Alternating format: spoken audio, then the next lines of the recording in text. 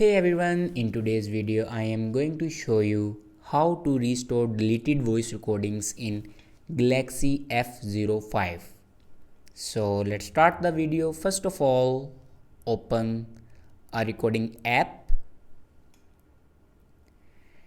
and on top you can see these three dots. Now click on these three dots and then click on recycle bin. And here you can see your deleted voice recordings.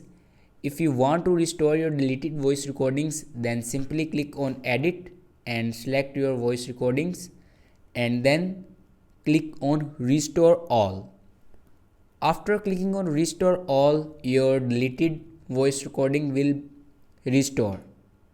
So this is the way to restore deleted voice recordings in Galaxy F05. I hope this video is helpful for you. Thanks for watching.